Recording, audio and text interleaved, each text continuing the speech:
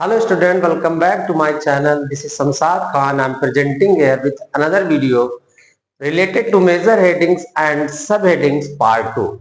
इसके पहले हमने पार्ट 1 में लायबिलिटी से related major heading sub heading के बारे में डिस्कस किया था. Important major heading sub headings. आज हम असेट से related major heading sub headings की बात करेंगे. Major headings and sub headings related 3 marks का एक क्वेश्चन आपके बोर्ड एग्जाम में आएगा. तो चलिए उसके बारे में बात करते हैं. क्वेश्चन कैसे पूछता कहेगा कि under which major headings and sub headings following items will be shown in the balance sheet of a company as per schedule 3 part 1 of the companies act. Exam में मैक्सिमम 6 पॉइंट्स गिवन होंगे क्योंकि 3 marks question होता है और एक items का major heading sub heading write करने का आपको हाफ मार्क्स मिलेगा. इस तरीके से 6 आइटम्स इंटू 0.5 करेंगे तो आपके 3 मार्क्स होते हैं. तो 3 मार्क्स आपको यहाँ पर मिलेंगे. लेकिन हमने बहुत सारे का मतलब लगभग 16-17 आइटम्स यहाँ पर लिए. इनमें से मोस्ट पॉसिबिलिटी है कि एग्जाम में फर्स्ट वीडियो आप देख लीजिएगा और सेकंड वीडियो देख लीजिएगा, आपके 3 मार्क्स पक्के हो जाएंगे. लगभग इन्हीं से रिलेटेड क्वेश्चन आएगा. एक क्लू और है, अगर किसी आइटम में डाउट होता है तो कैश फ्लो स्टेटमेंट के लिए एक बैलेंस शीट आएगी. तो बैलेंस शीट में बहुत सारे मेजर हेडिंग्स सब हेडिंग्स और आइटम्स होते हैं, वहां से भी आप देख सकते हैं. क्लू आपको बता दे रहा हूं. जो क्वेश्चन नंबर 34 आएगा major heading sub heading, question number 34 में जो कैश फ्लो स्टेटमेंट बनाने के लिए आएगा उसमें बैलेंस शीट गिवन होती है, नोट्स टू अकाउंट्स गिवन होता है, बहुत सारे आइटम्स होते हैं. तो हो सकता है एक आधे आइटम आपको वहां से भी मिल जाए. तो ये भी आप जरा थोड़ा सा गौर कर लीजिएगा. ठीक है, चलिए क्वेश्चन स्टार्ट करते हैं. मैंने सारे आइटम्स को 1 बाय 1 करके लिख रखा है. देखिए, land and building, plant and machine. अच्छा, सबसे पहले बात करते हैं कि मेजर हेडिंग कौन कौन सी होती है असेट साइड. तो there are 2 major headings comes under asset side, non current assets and current assets. तो मैं सबसे पहले बात करूं लैंड एंड बिल्डिंग, आपकी नॉन करंट असेट्स है, non current assets. Plant and machinery की बात करूं तो ये भी नॉन करंट असेट्स है. मोटर व्हीकल की बात करें, this is also non current assets. Office equipment की बात करेंगे तो this is also non current assets. Goodwill, trademark, ये सभी क्या है आपकी नॉन करंट असेट्स है. Mining rights, brand, investment mutual fund, ये सभी आपकी क्या है. यहां से यहां तक इन्वेस्टमेंट इन म्यूचुअल फंड्स, यहां तक आपकी सबकी नॉन करंट असेट्स है. इसके बाद यहां से स्टार्ट हो जाएगा करंट असेट, और जितने भी आइटम्स वो सब आपके करंट असेट्स में है. तो मेजर हेडिंग सब हेडिंग्स किस तरीके से राइट करते हैं उसके बारे में समझते हैं. तो सबसे पहले मैंने क्या बताया,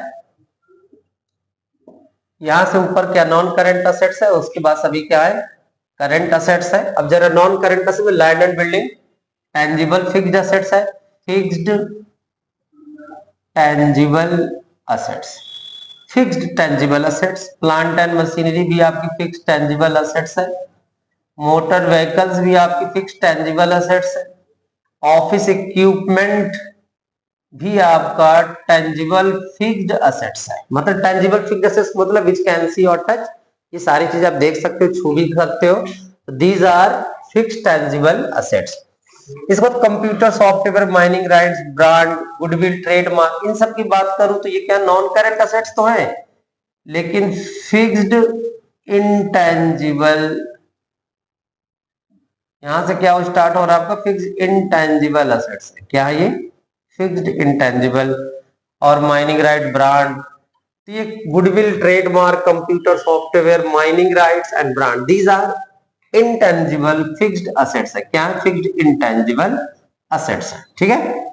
इसके बाद बात करूं investment in shares and debenture, investment in mutual funds. Investment का मतलब नॉन करंट असेट्स में आता है. नॉन करंट असेट्स में क्या है non current investment, non current investment, ये भी non current investment. Non current investment और करंट इन्वेस्टमेंट डिफरेंस क्या है.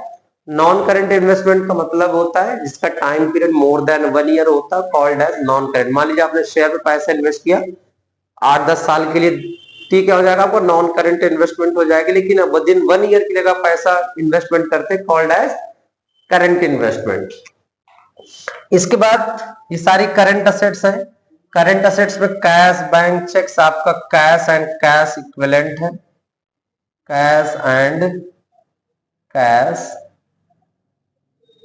इक्विवेलेंट है. इसके बाद प्रीपेड, ये आपका क्या है, अदर करंट असेट्स है। एडवांस टैक्स भी आपका अदर करंट असेट्स है। बिल्स रिसीवेबल, डेटर्स, ये आपका ट्रेड रिसीवेबल है। क्या है, ट्रेड रिसीवेबल्स। इसके बाद ये जितने भी आइटम, देखिए लास्ट की जो आइटम्स है, मैं आपको एक बारे में ये बताने जा रहा हूं, ये जो है 6 आइटम्स, ये सब आपके क्या है, इन्वेंट्री है। क्या है, इन्वेंट्री।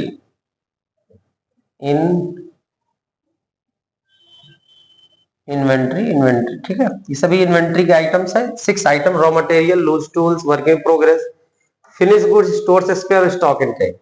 मैंने इसको सर्कल क्यों किया कि 6 आइटम, कई बार एग्जाम में सिर्फ 3 मार्क्स का अलग से एक क्वेश्चन आया, कई बार बोर्ड एग्जाम में आ चुका है कि आप इन्वेंट्री के सारे आइटम्स बताइए कौन कौन से आते हैं। तो सिर्फ 3 मार्क्स में ये क्वेश्चन आ सकता है कि right all the items comes under inventory. Inventory के अंदर जो भी आइटम्स है उसको लिखिए 3 मार्क्स। ये भी क्वेश्चन कई बार पूछा गया है, काफी इंपॉर्टेंट, इसलिए मैंने इसमें अंडरलाइन सर्कल कर दिया है। तो इसको ध्यान से पूरे पढ़ लीजिएगा। 6 आइटम्स है। अगर सिर्फ इन्वेंट्री की पूछता तो आप 6 आइटम लिख लीजिएगा। अगर इधर उधर से पूछता तो किस तरह से करना, तो आपको 2 वीडियोस मैंने प्रीवियस वीडियो में बताया था, लायबिलिटी से related, major heading, sub headings, items, आज मेथड से रिलेटेड। दोनों वीडियो बहुत ही हेल्पफुल होंगे, आपको 3 मार्क्स दे करके जाएंगे, इसलिए अच्छे से प्रिपरेशन करिएगा, देखिएगा। Thank you.